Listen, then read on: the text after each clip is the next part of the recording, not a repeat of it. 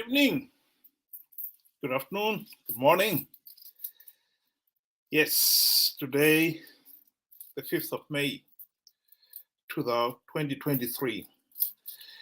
This is a photograph of President Emerson Mnangagwa. He is in the UK for the coronation of King Charles III, an event, a historic event that is going to take place tomorrow. Some people had objected to him being invited, including some of the MPs, British members of parliament. But it looks like their voices fell on deaf ears. And this has resulted in some Zimbabweans making the remark that maybe the British have always been comfortable with Mnangagwa. I think the issue that we have got to address here is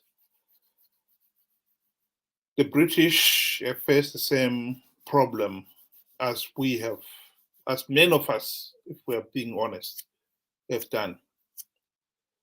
The question that they must have asked themselves, and which we should have asked ourselves, is if not Mnangagwa, then who? People have got to understand that in 2013, the door closed.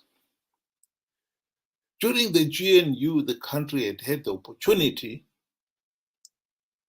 to implement the democratic reforms, which would have allowed the country to finally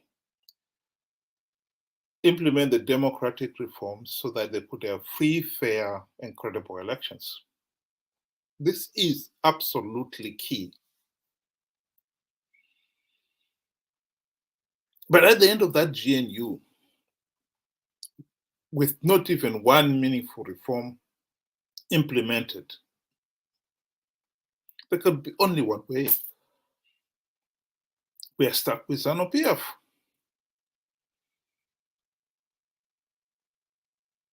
We are stuck with ZANU-PF. What other changes do you expect? As an outsider, the British, just the same as SADC did, found themselves in a situation where saying, well, okay, what next? And they all decided, well, this is a hopeless situation. SADC, just towards the end of 2013 rather, end of the GNU, when they realized that not even one meaningful democratic reform had been implemented. And they actually made a concerted effort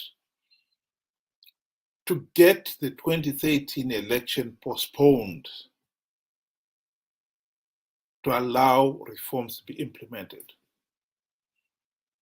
SADC had a special summit in Maputo where they told Morgan Tsvangirai, Tendai Biti, and all the other MDC leaders that if they go into the elections, they would lose. The elections are done, they said. They wanted the 2013 elections postponed to allow reforms to be implemented. They made that very clear to Morgan Tsvangirai and company. But unfortunately, they were ignored. The elections went ahead.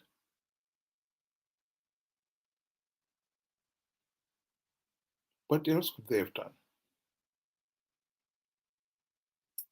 At the end of the elections, SADC leaders endorsed those elections.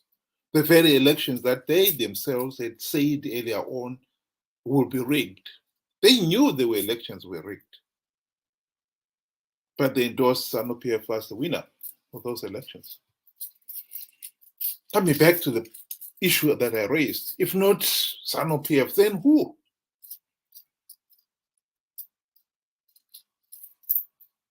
In 2017, the coup was another opportunity for Zimbabwe to stand up and put their foot down, Zimbabweans to stand up and put their foot down and say what exactly they wanted.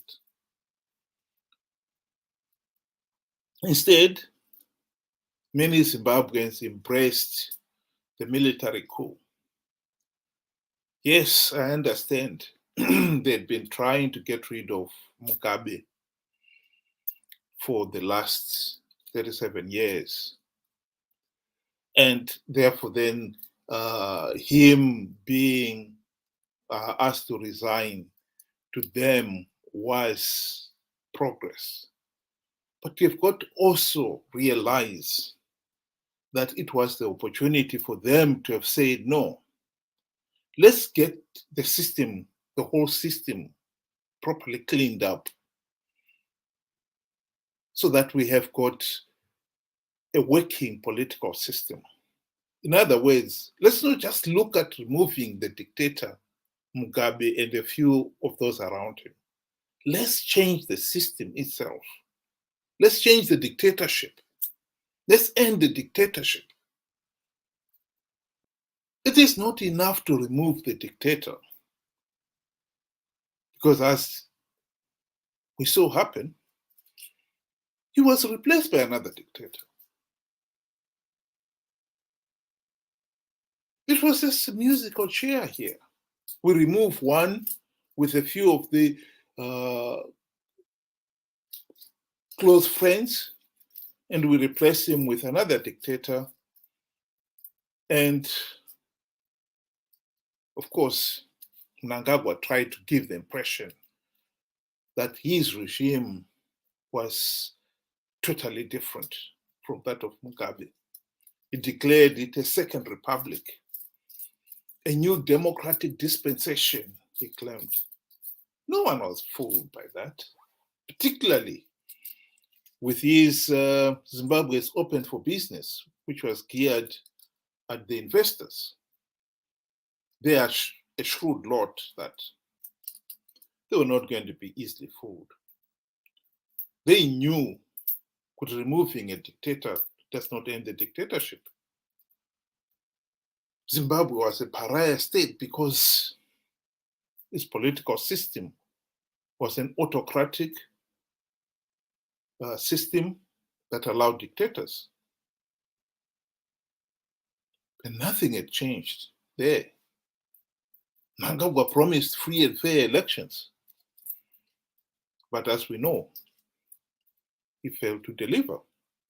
He promised to stamp out corruption. Again, as we know, he failed to deliver. The recent Al Jazeera documentary has put to bed the foolish notion that Zimbabwe's economic meltdown was being caused by sanctions, and put firmly the truth that Zimbabwe's economic meltdown was caused by corruption, rampant looting, US $1.6 billion in gold was being smuggled out of the country every year. This is 80% of the country's $2 billion worth of diamond activities that is taking place. The Al Jazeera only focused on the gold looting. That's not the only area. We know that the looting of diamonds, lithium, platinum, ivory, you name it, has been taking place. We've seen articles of how incredibly filthy rich Bonam Gabi and her husband are.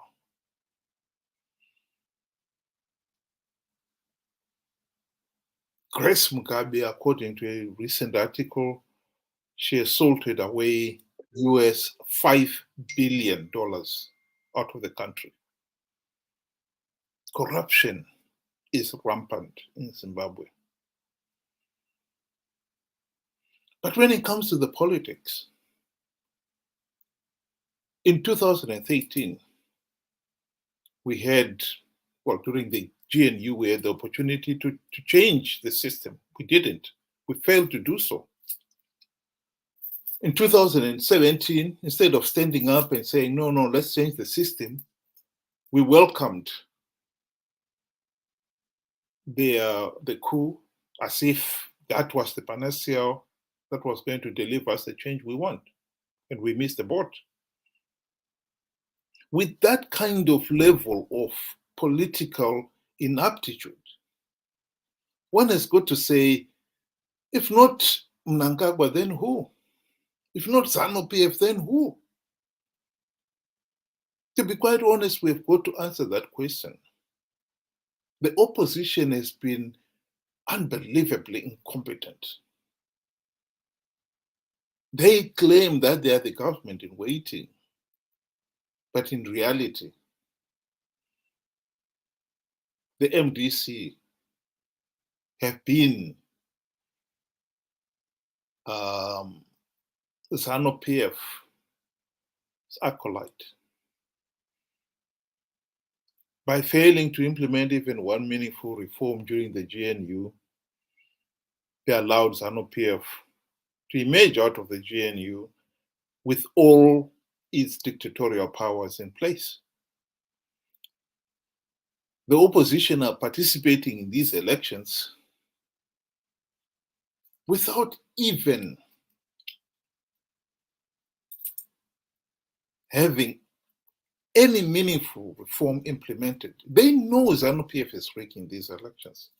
They also know that by participating, they're giving ZANU-PF legitimacy, but they're willing to participate anyway. If not Mnangagwa as president, then who?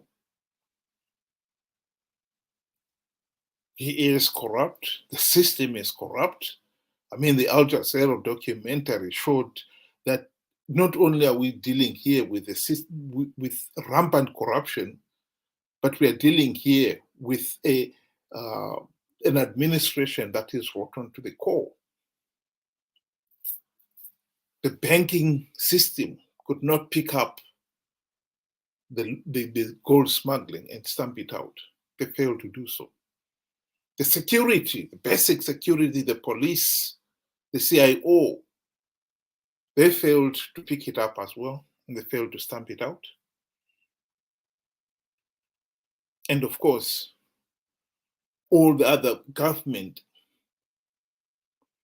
administrations failed to pick it up. That's why it has been going on to the point where 80% of a $2 billion trade is being smuggled under your very nose. The rot, the documentary has shown, is right throughout the entire system, right up to the core, right up to the top man. In fact, in the documentary, the mafia members, they all boasted of their strong connection with number one, meaning President Emerson Mnangagwa himself.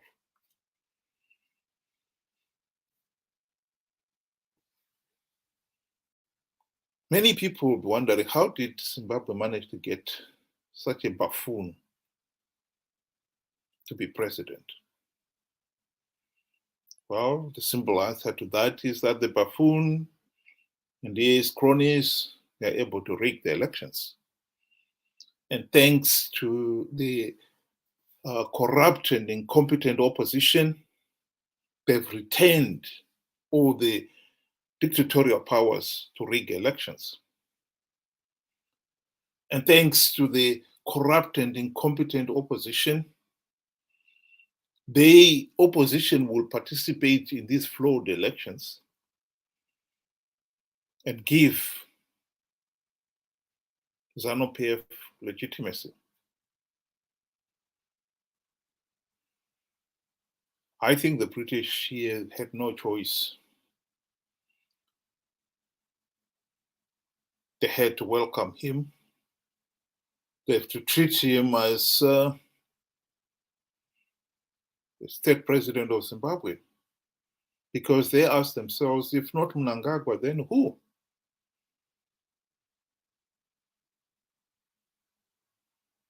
And I can't answer it.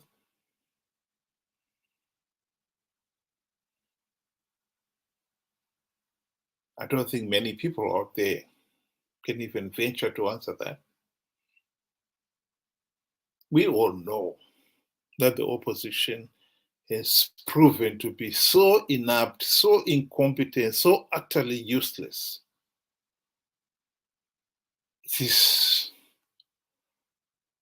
unbelievable that they failed to unseat ZANU-PF, regardless of the track record of failure and incompetence by the ruling party. If not Mnangagwa, then who? If not ZANU-PF, then who? Surely it cannot be Triple C or Chamisa. He's content being the leader of the country's main opposition. He is participating in these flawed elections for the purposes of winning the few seats so that he could become the leader of Zimbabwe's main opposition. If MDC or Chamisa and his friends were serious about Zimbabwe having free, fair, and credible elections, they had the golden opportunity to implement the democratic reforms, which would have allowed free, fair, and credible elections. They failed to implement even one meaningful reform during the GNU when they had the golden opportunity to do so. I think for most people who really were following the politics of Zimbabwe then, that was the point where you can say, we can write them off. The opposition in Zimbabwe is utterly useless, and we should write them off. And I think SADC wrote them off. The British brought them off. Anybody out there of any substance, I think, have written off the opposition in Zimbabwe. So I come back to the same point I was making. It's not so much that the British embrace Mnangagwa because they love him. It's because they ask themselves, this is what we have. If not Mnangagwa, then who else? This is a country that has no really quality leader there. You know, you resign yourself. I don't think Mnangagwa is any more different than Mugabe. And his performance has not shown any difference at all. He may claim that this is a second republic, but to be quite honest, the first republic and the second republic, the difference is immaterial. It's like being asked to make a difference, or if you're a mouse, is there any difference between a black mamba and a cobra? To the mouse, I don't think there is any difference at all. Both of them will kill and eat you. So what is the difference? The Second Republic has been as incompetent, as corrupt as the First Republic. There's no difference here. The so-called Zimbabwe is open for business was dead in the water because nobody was ever fooled into believing that there'd been any meaningful transformation since the military coup. You don't have musical chairs and then pretend that that is significant political and economic transformation to justify um, pretending that this Zimbabwe was now open for business. It was not. Nothing had changed. So the British are welcoming Mnangagwa to this coronation because if not Mnangagwa, then who else? They cannot pretend that there is no country called Zimbabwe. There is. And if the people of Zimbabwe and themselves are incapable of coming up with a competent government, it is not for the British to get involved. It is for the people of Zimbabwe. If we decide that we want to participate in flawed elections, utterly meaningless flawed elections, then it's our business.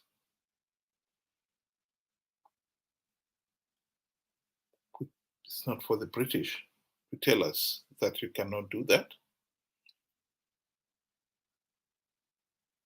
If not Mnangagwa, then who else? Indeed. Who else? Who else is there? We've failed to come up with a political system that produces quality leaders. That is our fault. We should sort it out.